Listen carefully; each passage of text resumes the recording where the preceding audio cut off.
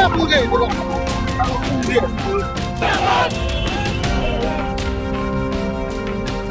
প্ৰতিক্ৰিয়াটো হ'ল মই মাননীয় গুৱাহাটী উচ্চ ন্যায়ালয়ক ধন্যবাদ জ্ঞাপন কৰিছোঁ যে গুৱাহাটী উচ্চ ন্যায়ালয়ে মোক ন্যায় দিলে আৰু এই হিটলাৰ চৰকাৰৰ তেওঁলোকৰ যি অপকৰ্ম আৰু তেওঁলোকৰ যিটো গণতন্ত্ৰক হত্যা কৰাৰ আৰু বিৰোধীৰ বাকৰুদ্ধ কৰাৰ যিটো অপচেষ্টা সেই অপচেষ্টাক প্ৰতিহত কৰিলে। গতিকে মই মাননীয় গুৱাহাটী উচ্চ ন্যায়ালয়ক ধন্যবাদ জ্ঞাপন কৰিছোঁ প্ৰথমতে। আৰু আপোনালোকে জানে যে যোৱা 24 এপ্ৰিল তাৰিখে মোক গ্ৰেপ্তাৰ কৰা হৈছিল পেহেলগামৰ যিটো হত্যাকাণ্ড সংক্ৰান্তত মই দিয়া এটা বিবৃতিৰ ওপৰত। আৰু পেহেলগামত যিটো হত্যাকাণ্ড হৈছিল এই কথাটো সকলোৱে সমগ্ৰ ভাৰতবৰ্ষই জানে। সিদিনা তাত 3 দিন আগৰ পৰা এজনো ছিকিউৰিটি পাৰ্চনেল নাছিল। আগতে আছিল, যিদিনা ঘটনা হৈছিল তাত 3 দিন আগৰ পৰা কোনো ছিকিউৰিটি নাছিল। সেইকাৰণে মই কেন্দ্ৰীয় চৰকাৰক জবাবদিহি কৰিছিলোঁ যে তাত কিয় ছিকিউৰিটি নাই আৰু তাত যে উগ্ৰপন্থীয়ে 26 জন লোকক হত্যা কৰি থৈ গ'ল। আৰু সেইটো কাৰণে মোৰ ওপৰত মানে কেছ ফাইল কৰা হৈছিল আৰু মোক এৰেষ্ট কৰা হৈছিল। এৰেষ্ট কৰি মোক জেলত দিলে আৰু নগাঁও আদালতে মোক 15 দিনতে মোক জামিন দিলে। মে' মাহৰ 14 তাৰিখে মোক জামিন দি দিলে, কাৰণ তেওঁলোকে কেছটো চাইছে। এতিয়া এই কেছটোৰ কি হ'ব, এতিয়া আদালতৰ কোৰ্টত আছে, আদালতে এইটো বাকী কেছটোৰ কি মীমাংসা হয় আদালতে কৰিব, আদালতৰ ওপৰত আমাৰ আস্থা আছে। কিন্তু যিদিনা মোক জামিন মঞ্জুৰ কৰিলে সেইদিনাই অসম চৰকাৰে তেওঁলোকে মোক ডিটেইন কৰি এটা অৰ্ডাৰ দি দিলে। নেশ্যনেল ছিকিউৰিটি এক্টৰ অধীনত মোক ডিটেইন কৰি দিলে নগাঁও চেণ্ট্ৰেল জেলত। আৰু সেই ডিটেনশ্যন যিটো অৰ্ডাৰ দিছে সেই অৰ্ডাৰত তাত লিখি দিছে যে মই বাহিৰত থাকিলে সমাজত অশান্তি হ'ব, মই বাহিৰত থাকিলে সমাজত কিবা অশান্তি হ'ব বা যিটো ছ'চিয়েল অৰ্ডাৰ মেইনটেইন কৰাটো সম্ভৱ নহ'ব। তাৰমানে এইটো বুজাইছে মই বাহিৰত থাকিলে মই প্ৰভোগ কৰিম, এটা জনগোষ্ঠীক অন্য জনগোষ্ঠীৰ বিৰুদ্ধে মই ইনষ্টিগেট কৰিম বা এনেকেই সমাজত অশান্তি সৃষ্টি কৰিম।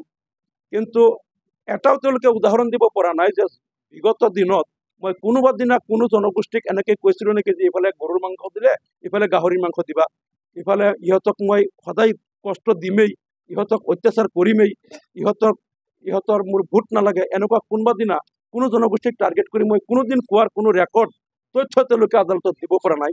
মাত্ৰ NSA লগাই মোক ডিটেইন কৰি দিলে।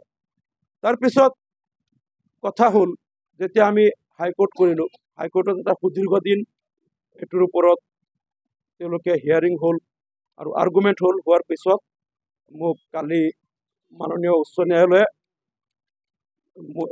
এইটো যে অবৈধভাৱে মোক ডিটেইন কৰা হৈছিল, it was N illegal order of government, এইটো হাইকোৰ্টে উপলব্ধি কৰি চৰকাৰৰ এই অবৈধ ডিটেনশ্যন অৰ্ডাৰৰ খাৰিজ কৰি দি মোক মুকলি কৰি দিবলৈ চৰকাৰক নিৰ্দেশ দিছে।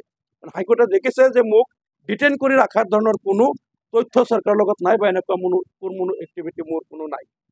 এতিয়া চাওক, মোৰ দুখটো এটাই যে বিজেপি চৰকাৰে যেতিয়া তেওঁলোকে মুখ্যমন্ত্ৰী হওক বা অন্যান্য মন্ত্ৰীয়ে যেতিয়া অসমত সাম্প্ৰদায়িক অশান্তি সৃষ্টি কৰিবলৈ অপচেষ্টা কৰে মই সদায় প্ৰতিবাদ কৰোঁ। স্বয়ং মুখ্যমন্ত্ৰী হওক, কেবিনেট মন্ত্ৰী হওক, আপোনালোকে জানে অশোক সিংহালে কেতিয়াবা কয় যে মিয়াক কিবা জেগা দিছে, মিয়াৰ লগত হলিগলি কৰিলে আপোনালোকৰ লগত মই নাই, 100% মই যাক বেয়া পাওঁ তাক পাব লাগিব। মানে হিন্দু মুছলমানৰ একতাও তেওঁলোকে দেখিব নোৱাৰে। তেওঁলোকে আনকি বিজু হাজৰিকাই মুছলমান মহিলাক সন্তান জন্ম দিয়া ভিক্টৰী বুলি কয়, জয়ন্ত মল্লবৰুৱা এইবিলাক পাকিস্তান হেৰি বুলি কয়। প্ৰত্যেক দিন অসম চৰকাৰৰ কেবিনেটৰ কোনোবা নহয় কোনোবা মন্ত্ৰীয়ে এনেকুৱা এটা ষ্টেটমেণ্ট নিদিয়াকৈ এটা দিন যোৱা নাই যিটো দিনত এই ষ্টেটমেণ্টত তেওঁলোকে অসমত এটা ৰক্তাক্ত পৰিৱেশ সৃষ্টি কৰাৰ কাৰণে তেওঁলোকে মানে কঁকালত টঙালি বান্ধি তেওঁলোকে যিটো অভিযান আৰম্ভ কৰিছে সেই অভিযানৰ অংশ হিচাপে প্ৰত্যেক দিন এটা নহয় এটা ষ্টেটমেণ্ট হয়তো মুখ্যমন্ত্ৰীয়ে নহ'লে বেলেগ কেবিনেট মন্ত্ৰী প্ৰত্যেক দিন দি আছে। আৰু মোক যদি তেওঁলোকে 7 মাহ 7.5 মাহ ইয়াত ডিটেইন কৰিব পাৰে কোনো এটা ষ্টেটমেণ্ট কোনো জনগোষ্ঠীক টাৰ্গেট কৰি নিদিয়াৰ পিছতো, তেনেহ'লে মুখ্যমন্ত্ৰী 100 বছৰৰ ওপৰত ডিটেইন হ'ব লাগে। তেওঁ এতিয়ালৈকে যিমান তেওঁ ষ্টেটমেণ্ট দিছে সমাজত অশান্তি সৃষ্টি কৰাৰ কাৰণে আৰু সংঘাত সৃষ্টি কৰাৰ কাৰণে প্ৰত্যেকজন কেবিনেট মন্ত্ৰী কমে 50 বছৰ 70 বছৰ 100 বছৰ 1000 বছৰলৈকে ডিটেইন হ'ব লাগে। তেওঁলোকে সদায় সমাজত অশান্তি সৃষ্টি কৰাৰ কাৰণে তেওঁলোকে দৈনিক তেওঁলোকে কিবা নহয় কিবা এটা প্ৰৰোচনামূলক কথা কয়, কোনোবা জনগোষ্ঠীক টাৰ্গেট কৰি কথা কয়। ভাগ্য ভাল যে অসমীয়া সমাজখন উদাৰ, অসমীয়া সমাজখনে অশান্তি নিবিচাৰে। শংকৰ আজানৰ আদৰ্শ অসমত বিদ্যমান আছে।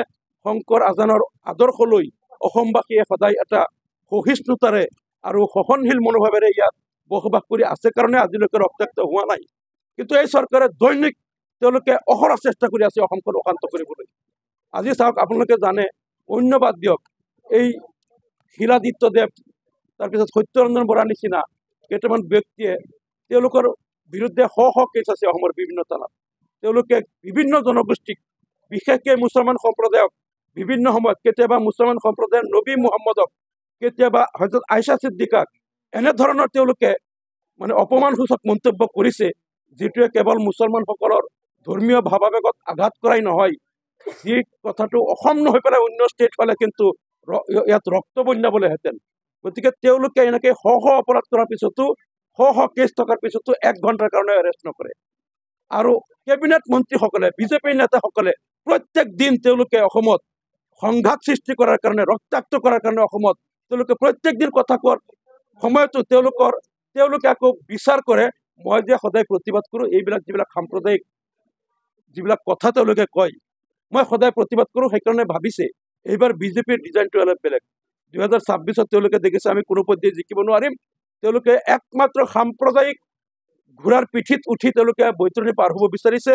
আৰু তেওঁলোকে ভাবিছে মিয়া মুছলমানক অত্যাচাৰ কৰিলে আমি জিকি যাম, মিয়া মুছলমানক উচ্ছেদ কৰ, আৰু তেওঁলোকক যধে মধে ধৰি বাংলাদেশৰ বৰ্ডাৰ পাৰ কৰি দিয়া, তেওঁলোকক হয়তো তেওঁলোকক ভূমিৰ অধিকাৰৰ পৰা বঞ্চিত কৰা, মাটি কিনা বেচাৰ অধিকাৰৰ পৰা বঞ্চিত কৰা, তেওঁলোকৰ ওপৰত বিভিন্ন আইন জাপি দিয়া, আৰু এই মিয়া মুছলমানসকলক, এই হোটেলৰ মালিকসকলক ধৰি আনি এৰেষ্ট কৰা, বিভিন্ন ধৰণৰ তেওঁলোকে মিয়া মুছলমানৰ ওপৰত যিটো অত্যাচাৰ আৰম্ভ কৰিছে। আৰু এইটো ভালকেই জানে অসম চৰকাৰে যে এই অত্যাচাৰবিলাক মই বাহিৰত থাকিলে এই অত্যাচাৰবিলাকৰ তীব্ৰ প্ৰতিবাদ হ'ব। গতিকে মোক তেওঁলোকে ডিটেইন কৰি লৈ পেলাই এই তেওঁলোকৰ অমানৱীয়, অগণতান্ত্ৰিক, অসাংবিধানিক কামবিলাক আৰম্ভ কৰিছে, মোক ডিটেইন কৰি পেলাই জেলৰ ভিতৰত বন্দী কৰি।